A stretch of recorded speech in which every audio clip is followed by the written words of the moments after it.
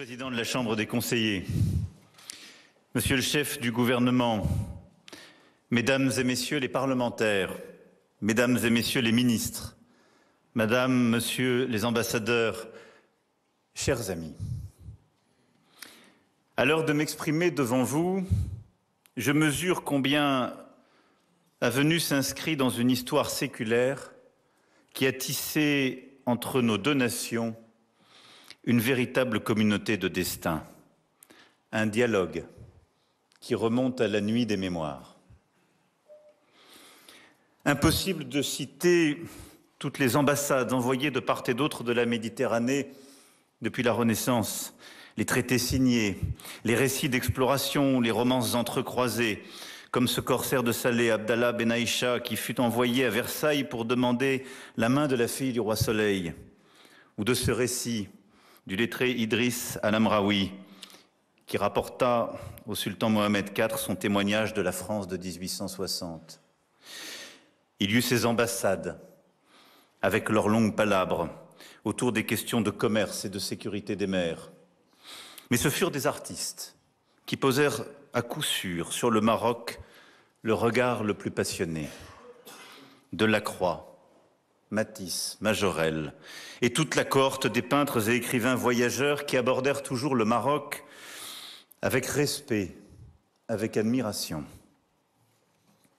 Et ces deux dont nous nous réclamons aujourd'hui, et ce sont eux qui éclairent notre mémoire commune, qui connaît aussi sa part d'ombre. Car vint le temps des traités inégaux, quand l'hubris et la force mécanique des États européens s'imposèrent aux quatre coins du monde et quand, même arrangé en protectorat, le Maroc n'échappa pas aux ambitions et aux violences de l'histoire coloniale. La France fit effraction, d'abord par le truchement d'accords commerciaux et financiers, puis par le traité de Fès. Et tandis qu'elle imposait ses vues et consolidait ses intérêts, il y eut aussi des hommes qui cherchèrent à comprendre, à respecter, et je crois à aimer cet empire millénaire dont ils percevaient l'identité profonde et irréductible. Ils eurent pour nom Louis Massignon, Jacques Berck, à certains égards, Hubert Lyautey. Cela n'empêcha pas la République de demeurer aveugle et sourde au renouveau qui se faisait jour parmi la jeunesse marocaine et que le sultan Mohamed V allait bientôt incarner et défendre. Au lendemain de la Première Guerre mondiale, ces pionniers constituent le comité France-Maghreb, auquel adhèrent François Mauriac, François Mitterrand, et soutiennent avec Amédée Lefebvre, vicaire général de Rabat, les initiatives du monastère de Toumliline en faveur du réveil des consciences inquiètes et de l'émancipation des Marocains. L'histoire retient aussi le courage de Maroc Presse et d'Antoine Mazella au printemps 1954 pour exiger le retour du sultan exilé à Madagascar et de tous ces penseurs libéraux qui paveront la voie de l'avenir. Ce sont ces libéraux, émules de Jacques Berck, regroupés dans Conscience française et le Centre d'études et de documentation de Jean Védrine, qui poseront les premiers jalons conduisant à Aix-les-Bains. Il fallut néanmoins encore plusieurs résidents généraux et le sombre épisode de la déposition du sultan Mohamed V et de son exil avant que la raison ne prévale. Mais la déclaration de la Selle Saint-Cloud, le 6 novembre 1955, scelle un nouveau temps. Oui, c'est par là que le Maroc et la France épargnèrent à leur peuple les 10 années de la guerre d'Indochine et les 8 ans de celle d'Algérie. Ces quelques mois qu'employèrent les négociateurs pour ouvrir la voie à l'indépendance sont à marquer d'une pierre blanche dans notre histoire, car ils ont permis au Maroc et à la France de surmonter les cicatrices laissées par l'épisode colonial. Quand la France se tourne vers ces 80 dernières années de relations franco-marocaines, c'est d'abord de la gratitude qu'elle ressent. Pour tous ces hommes venus du Maroc pour libérer notre patrie du joug de l'occupant. en Provence, dans la vallée du Rhône, mais aussi sur tous les autres théâtres où les forces françaises libres furent engagées. Partout la chéchia et la ceinture écarlate des tirailleurs devint synonyme de bravoure et de sacrifice. Partout les goums et les tabors ont payé le prix du sang pour notre liberté. Comme le fit le général de Gaulle, en reconnaissant le sultan Mohamed V comme compagnon de la libération, comme j'ai eu l'occasion de le faire cet été à la nécropole de Boulouris à Saint-Raphaël, où dorment tant des vôtres. Je veux ici leur exprimer notre respect et notre gratitude.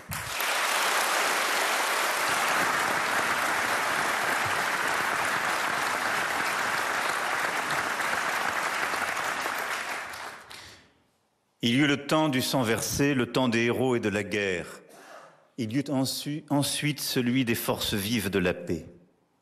Ces dizaines de milliers et bien plus encore de Marocains qui contribuèrent, après la guerre, à la reconstruction de la France et à son industrialisation. Notre capitale, nos régions, nos villes, Marseille, Lyon, Toulouse, Le Havre, Montpellier, Lille, Metz, Nantes, Strasbourg, Grenoble, tant d'autres de Châlons et d'ailleurs, en portent aujourd'hui le témoignage à travers les communautés d'origine marocaine qui y vivent et qui participent à la vitalité de la France de ce siècle. Combien d'élus, d'entrepreneurs, d'artistes, de sportifs, dont l'histoire familiale, les patronymes, les valeurs spirituelles aussi, incarnent ce que le Maroc a apporté à la France pour qu'elle devienne ce qu'elle est aujourd'hui. Ici, au Maroc, la France est demeurée depuis l'indépendance le partenaire fidèle des évolutions de la société. La communauté française, dans sa diversité, y demeure la plus importante en Afrique. Nos 44 établissements scolarisent près de 50 000 élèves, dont une immense majorité de Marocains. Aux quatre coins du royaume, nos instituts français accueillent tous ceux qui, à un titre ou un autre, y recherchent une perspective. Apprendre notre langue, se préparer à étudier en France, se frotter à des artistes ou participer à des débats. Enfin, la communauté étudiante marocaine est la première dans l'Hexagone. Et je pourrais ici aussi convoquer les près de 5 millions de touristes français qui voyagent chaque année chez vous. Oui, de part et d'autre du temps et des mers, lorsque l'on parle du Maroc et de la France, il faut voir et il faut dire que nous ne sommes pas tout à fait étrangers l'un à l'autre. Et pas seulement parce que les années d'Al-Andalus ont fait de l'Espagne et du sud de la France un terreau d'échange avec votre culture. La Giralda de Séville, les Éliges bleues et les patios ouvragés du sud en restent toujours le somptueux témoignage architectural. Mais parce que nos poètes même l'ont placé au cœur de nos imaginaires. Les vers du fou d'Elsa sont l'écho lancinant d'une passion franco-marocaine qui ne passera pas et qui s'est un temps incarnée dans ce territoire andalou qui n'était ni tout à fait l'Europe, ni tout à fait l'Afrique. Dans ce pays d'or et d'argent, travaillé comme une timbale, pour reprendre Aragon, où tout revêt ses habits de bal, les champs, les villes et les gens, et où l'air a le parfum des cymbales dans ce pays d'or et d'argent. Pour mes compatriotes, le Maroc jouera toujours un rôle à part, de porte, de passeur vers l'Afrique, une Afrique rêvée, autant que l'Afrique charnelle, humaine, tangible. Et il faut voir la passion que nourrissent nos lecteurs français pour des romanciers franco-marocains. Plusieurs nous accompagnent ici, Pierre Assouline, Abigail Assor, mais je pourrais convoquer aussi Tahar Benjeloun, Abdelatif Lahabi, Leila Slimani, lauréat de nos prix Goncourt et favori du cœur des Français. Comme si votre terre était par excellence un territoire de littérature. La réalité marocaine est si complexe, si riche, si contradictoire qu'elle fournit en permanence matière à fiction, avance Tahar Benjeloun, élucidant peut-être un peu du secret de cette vitalité de vos plumes. À l'heure où nous avons, avec Sa Majesté le roi Mohamed VI, décidé d'écrire un nouveau livre ensemble. Je veux partager avec vous ma certitude que ces liens vont aller se renforçant sans cesse. À cet égard, je remercie Sa Majesté le Roi pour les paroles fortes qu'il a prononcées ici même le 11 octobre dernier à l'égard de la France.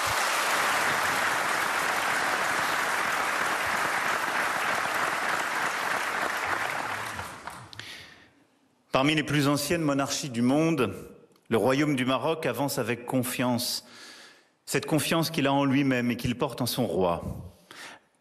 La conscience que lui donne sa longue histoire et l'énergie d'une jeunesse nombreuse, pleinement désireuse d'accompagner son émergence. Vous êtes également les représentants d'un peuple qui a érigé, par la volonté de son souverain, la diversité, le dialogue, la tolérance, au cœur de son identité, de ses institutions, de sa constitution. L'islam de tolérance, promu par Sa Majesté le Roi, commandeur des croyants, forme un défi à toute forme d'extrémisme. Cette richesse du Maroc est encore plus précieuse et digne de respect à l'heure où notre monde est déchiré par l'intolérance et par la guerre.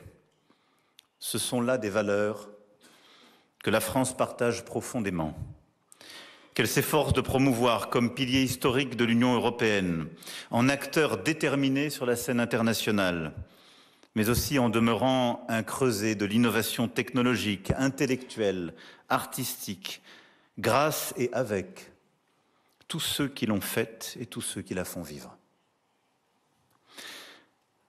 25 ans sont passés depuis que Sa Majesté est devenue le souverain du Royaume du Maroc, incarnant la continuité de l'une des plus anciennes dynasties du monde et l'un des visages de la modernité industrielle et technologique. Face à nous, pour le prochain quart de siècle, se dessinent tous les enjeux et tous les possibles. En réaffirmant un lien d'amitié unique en son genre en cet anniversaire, je vois l'occasion et la nécessité d'écrire ce livre nouveau pour faire face et relever les défis du siècle. C'est une opportunité historique, oui, je dirais même un devoir stratégique, de construire entre nos deux pays, mais aussi entre l'Union européenne et le Maghreb et au-delà l'Afrique, un projet qui offre à nos peuples, à nos économies, la possibilité d'une prospérité, d'une sécurité, d'un horizon absolument nouveau. Beaucoup a été esquissé ces dernières années et décennies.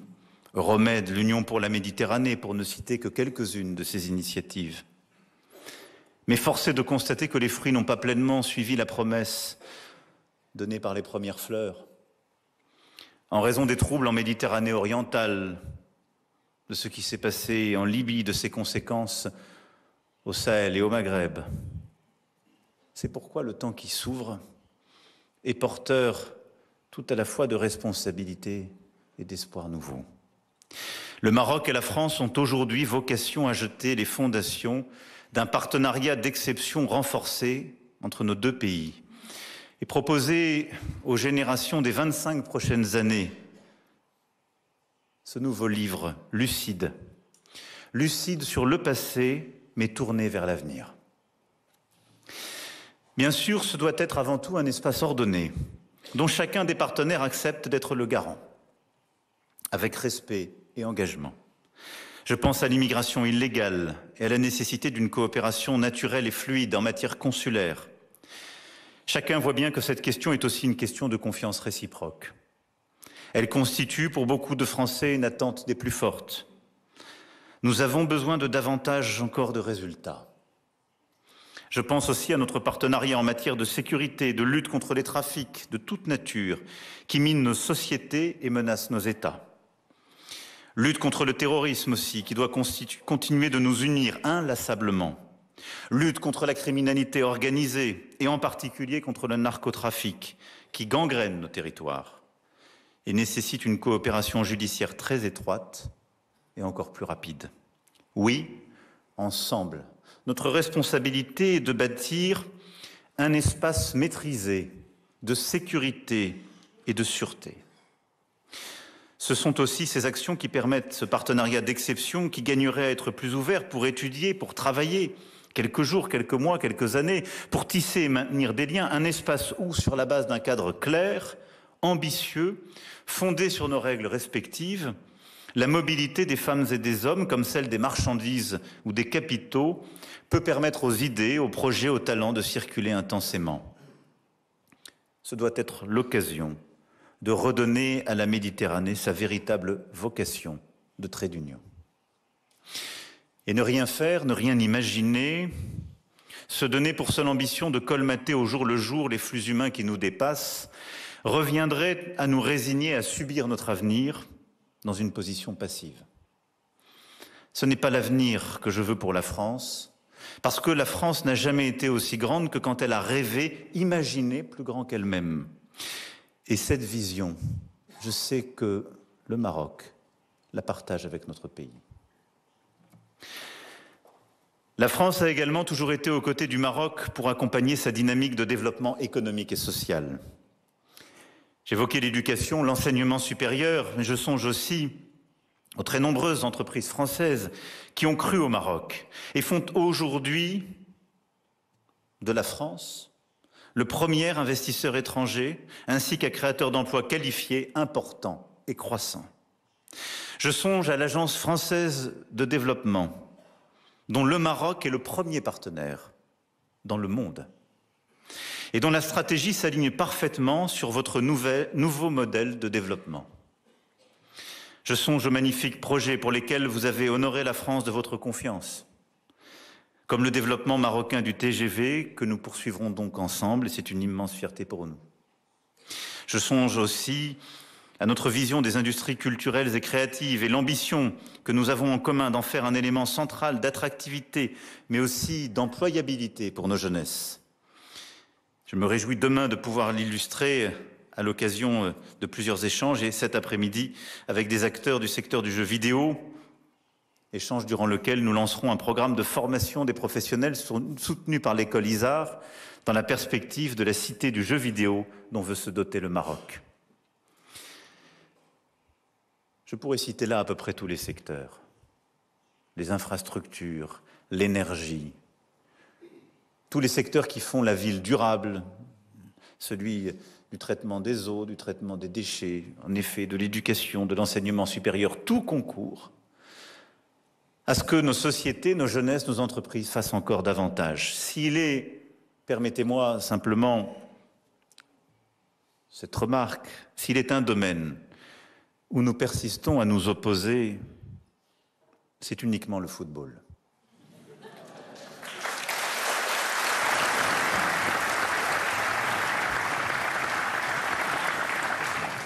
Parce que c'est une passion partagée. Le match France-Maroc de 2022 restera l'un des grands moments de la Coupe du Monde. Malgré tout, vos joueurs font rêver nos championnats et tant de nos équipes, et c'est une des choses qui réconcilie le Paris Saint-Germain et l'Olympique de Marseille.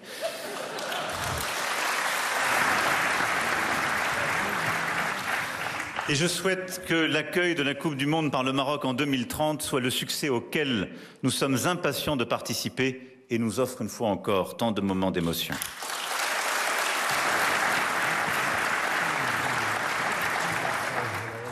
Oui, sur tous ces domaines comme sur les autres, pour aujourd'hui et pour demain, notre ambition est claire. Développer ensemble de nouveaux partenariats stratégiques en mobilisant toutes nos forces économiques, technologiques, académiques, artistique.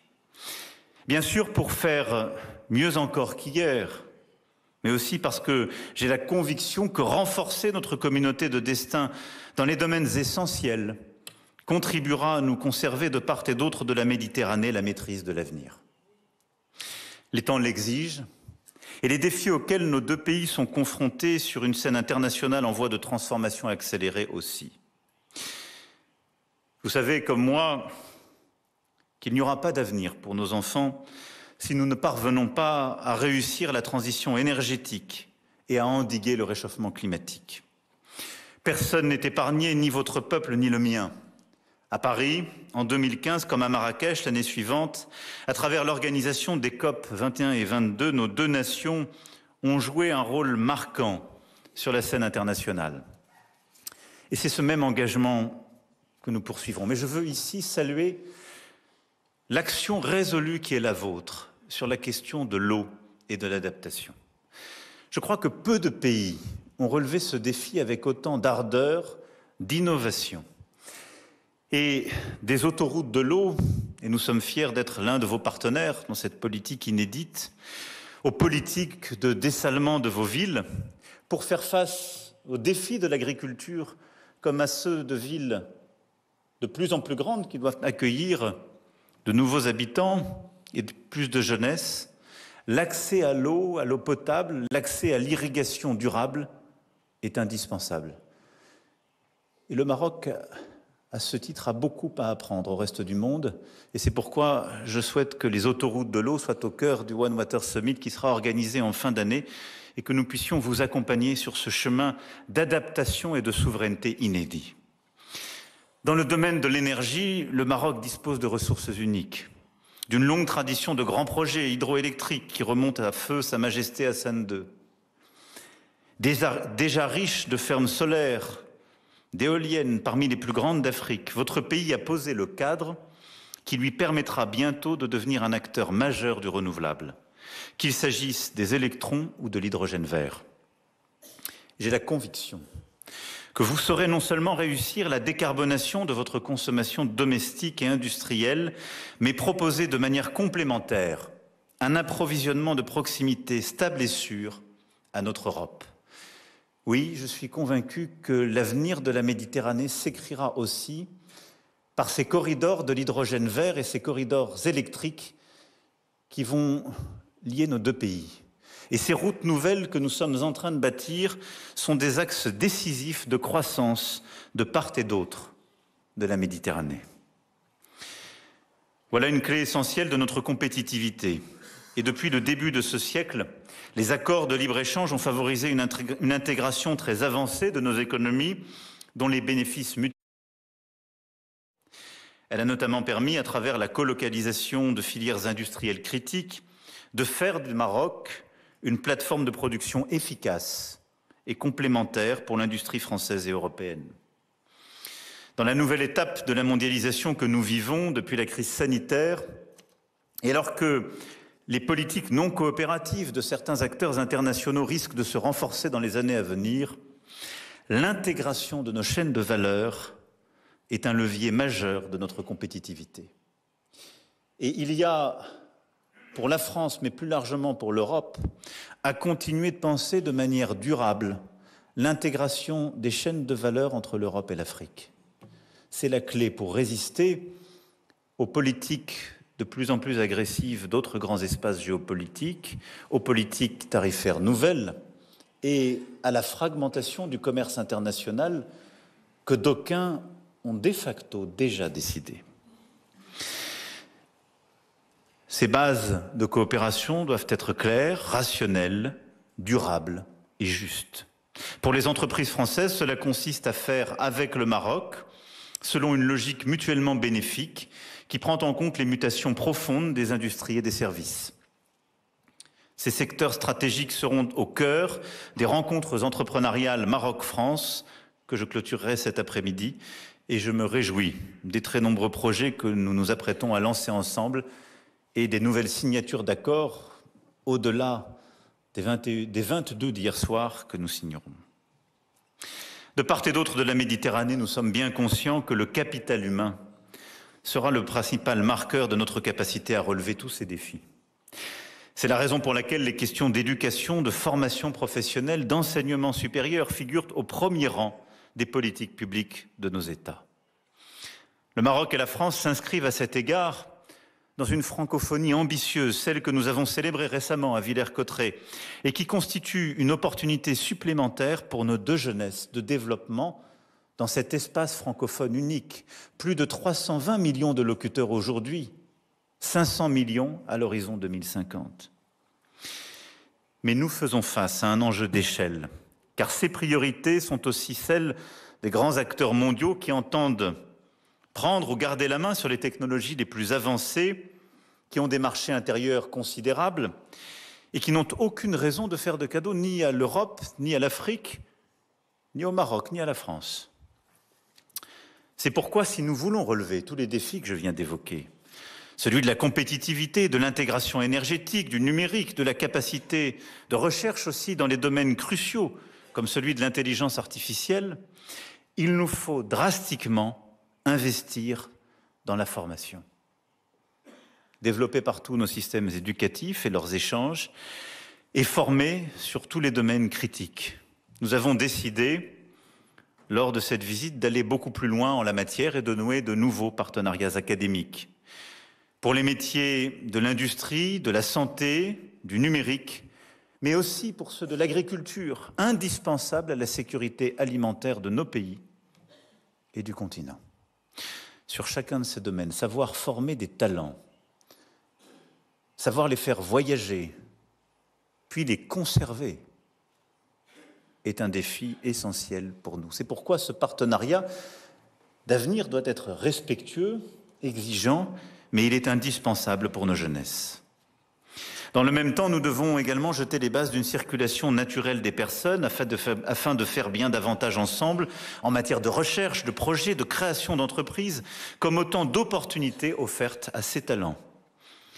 Des initiatives bienvenues ont été prises ces derniers mois, notamment à l'intention des alumni marocains de l'enseignement supérieur français, qui reçoivent désormais automatiquement un visa de circulation. Et il nous faut continuer de viser plus haut, et je souhaite, avec le Maroc, faire une expérimentation pilote en la matière et permettre justement à ces derniers de nourrir les deux rives de leur intelligence et projets communs.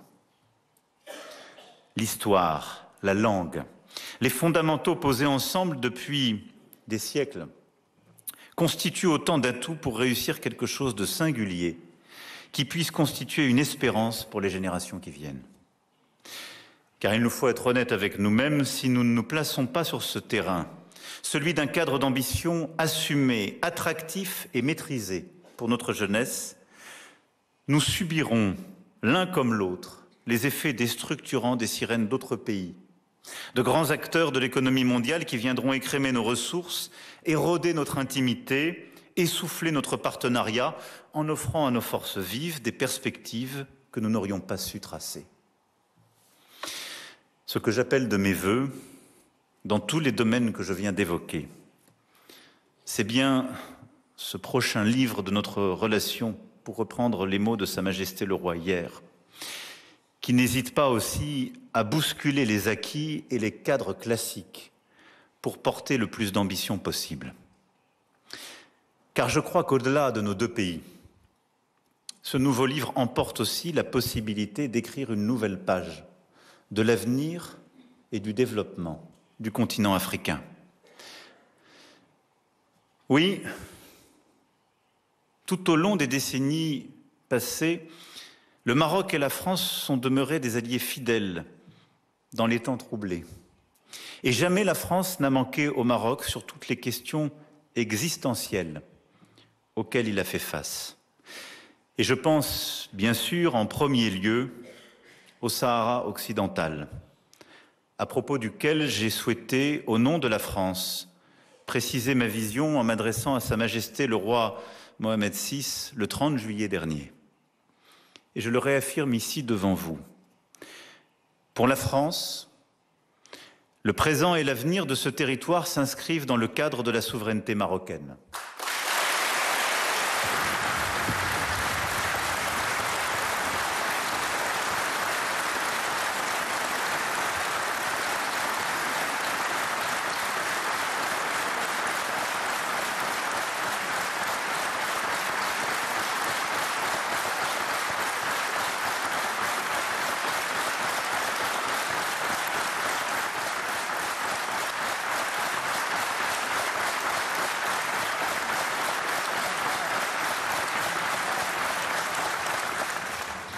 L'autonomie sous souveraineté marocaine est le cadre dans lequel cette question doit être résolue.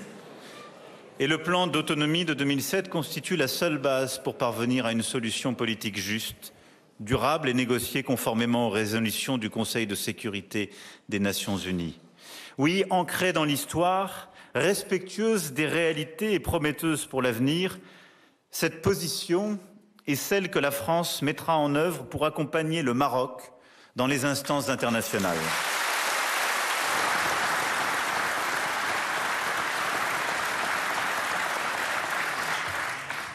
Et je le dis ici aussi, cette position n'est hostile à personne. Elle permet d'ouvrir une nouvelle page entre nous, comme avec tous ceux qui veulent agir dans un cadre de coopération régionale, en Méditerranée, avec les pays voisins du Maroc et avec l'Union européenne. Et je le dis ici aussi avec beaucoup de force, nos opérateurs et nos entreprises accompagneront le développement de ces territoires au travers d'investissements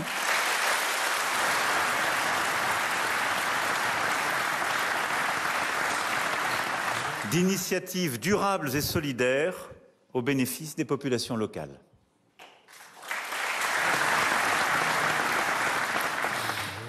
Entre le Maroc et la France, c'est une histoire qui nous appartient, mais elle ouvre vers l'Europe et elle ouvre vers l'Afrique. Et je sais que c'est une vision que partage Sa Majesté le roi Mohamed VI, convaincu que le dialogue entre nos continents peut ouvrir en effet des chemins nouveaux, qui ne soient pas seulement ceux de la fuite et de l'exil. Et je veux le citer devant l'Union africaine, il est beau le jour où l'on porte son cœur vers le foyer aimé. L'Afrique est mon continent et ma maison.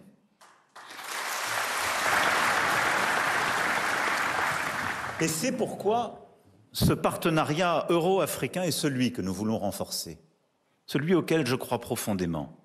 Chacun sait, chacun voit aussi que le continent africain sera celui où une grande partie de notre futur se jouera.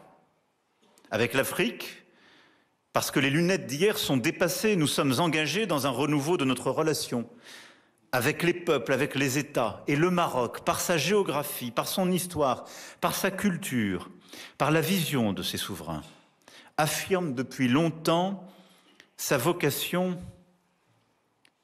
de plateforme, de truchement, de chemin singulier. Sa stabilité, son ouverture, son développement sont des atouts inégalables que nous reconnaissons à leur juste valeur et qui peuvent inspirer bien des initiatives communes. C'est pourquoi, je le crois profondément, nous avons ensemble à œuvrer, et je sais pouvoir m'inspirer de votre pays et de son action au Sahara et au Sahel. Oui, nous avons dans cette région,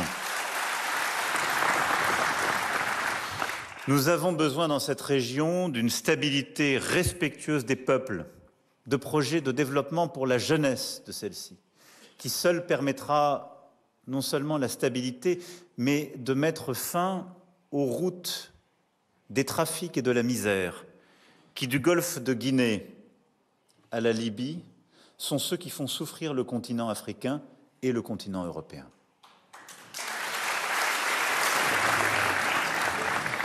Et je compte donc beaucoup sur, en effet, cette nouvelle stratégie où ensemble nous pourrons œuvrer dans cette région où la France, avec humilité, cherche à bâtir une stratégie partenariale nouvelle. Elle a été accusée par certains de tous les maux, bien injustement. Car pendant une décennie, elle a évité l'effondrement de plusieurs États face au terrorisme, à des califats territoriaux qui voulaient se créer. Et en parlant ici devant vous, j'ai une mémoire émue pour les enfants que notre pays a donnés, pour la stabilité du Sahel, au Mali et ailleurs.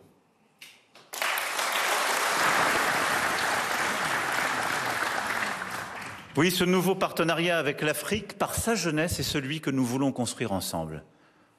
Au Sahel et au Sahara, comme je l'évoquais, mais à travers tout le continent, par l'éducation, l'agriculture, les projets écologiques, le numérique et l'énergie. Il y a sur ces axes des actions communes que nous pouvons résolument ensemble construire. Bâtir ces ponts énergétiques que j'évoquais, avoir une politique de souveraineté alimentaire résolue dont le continent a besoin, et nous aurons l'occasion demain d'y travailler ensemble. Et nous sommes déjà partenaires dans cette aventure, avec les campus du réseau Africa Sup au Maroc, avec la future Académie de l'eau et nous ne sommes qu'au premier pas de ces révolutions à venir. Je veux ici aussi saluer le rôle positif de partenariat, de dialogue et de stabilisation que votre pays joue avec l'ensemble du voisinage. Pour projeter notre relation bilatérale vers l'avenir et pouvoir emporter cette ambition et ces projets, j'ai proposé à Sa Majesté le roi Mohamed VI que la France et le Maroc soient liés par un nouveau cadre stratégique qui pourrait être signé 70 ans après l'accord de la Celle-Saint-Cloud, à l'occasion d'une visite d'État en France que Sa Majesté a acceptée.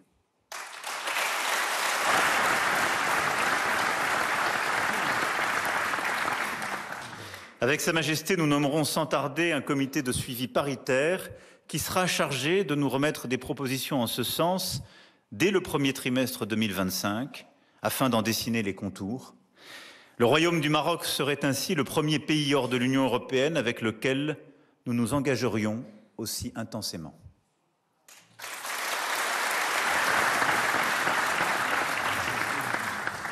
Et ce sera l'occasion de rappeler que des valeurs communes nous rassemblent, qu'elles invitent à voir grand et loin pour les générations à venir. Et cet accord aura vocation à mobiliser nos institutions, nos communautés, nos jeunesses, nos talents, pour être les garants de l'ambition que nous nous assignons. Il permettra aussi, en mettant davantage en lumière nos solidarités, d'accorder encore davantage nos voix sur la scène du monde. À cet égard, nos regards se tournent évidemment vers l'est de la Méditerranée, vers cette région du Proche-Orient qui est si chère à la France comme au Maroc et qui se trouve aujourd'hui plongée dans l'abîme avec des conséquences dramatiques pour les populations civiles.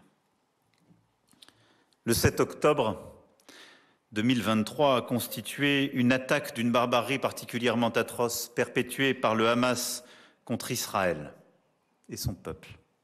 Et Israël a le droit de défendre son peuple contre une telle menace. La France y a perdu 48 de ses enfants et 2 de nos compatriotes comptent encore parmi les otages retenus à Gaza. Mais rien ne peut justifier pour autant le bilan humain désastreux à Gaza et la souffrance que connaissent les populations civiles. C'est pourquoi il faut un cessez-le-feu à Gaza. Et la France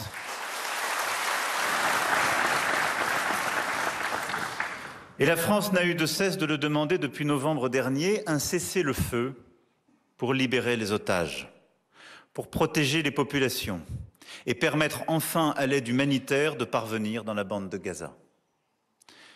Au Liban également, il faut un cessez-le-feu et l'arrêt des opérations militaires. Nous y œuvrons depuis plusieurs semaines en lien avec nos partenaires américains et plusieurs autres. Et c'est pourquoi, en cohérence avec cette position, j'ai appelé à ce que cessent les exportations d'armes aujourd'hui utilisées à Gaza, en Cisjordanie et au Liban. La voie de la diplomatie est possible. Elle est exigeante et c'est celle que la France soutient pour permettre au peuple israélien, palestinien et libanais de voir leurs aspirations à la paix et à la sécurité garanties et à tous les déplacés de rentrer en sécurité chez eux. Vous connaissez l'attachement historique de la France à la solution des 2 États. Il faut relancer cette perspective de façon décisive pour inscrire la paix dans la durée au Proche-Orient. Vous connaissez aussi notre engagement sans faille à lutter contre l'antisémitisme en France et partout dans le monde. Cet engagement est irréductible. Et je le dis dans un temps où les actes antisémites, tout particulièrement ces dernières années, ont refait surface et partout pullulent. Et je sais que c'est aussi un héritage du royaume sur lequel bâtir ensemble pour protéger nos concitoyens et préserver dans ce contexte douloureux la cohésion de nos sociétés et les valeurs qui sont les nôtres.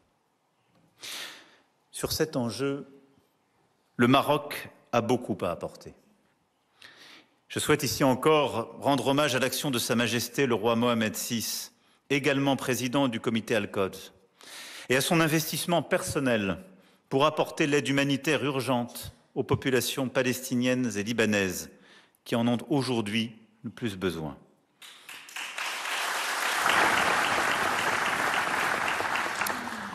Je salue sa mobilisation et celle de tout le Maroc en faveur de la désescalade, d'une reprise du dialogue et de la relance d'un processus politique crédible. Dans la cacophonie actuelle, dans laquelle se complaisent les extrêmes de tous bords, le Maroc porte une voix forte et singulière. C'est, il me semble, la voix de la raison et de la justice. Une voix juste, fidèle à son histoire et à ses principes, une voix qui nous rappelle à nos engagements, à nos valeurs communes et qui nous enjoint d'œuvrer sans relâche pour apporter un peu d'espoir à une région et à des populations qui en ont aujourd'hui si peu. Je sais qu'à Paris comme à Rabat, nous partageons cette même préoccupation et travaillons dans le même sens. Mesdames et messieurs les parlementaires, chers amis, la vision éclairée de Sa Majesté le roi Mohamed VI, les réalisations des 25 premières années de son règne sont une invitation à nous tourner vers l'avenir. C'est, vous l'avez compris, ce qu'à vos côtés et avec vous, je suis venu faire.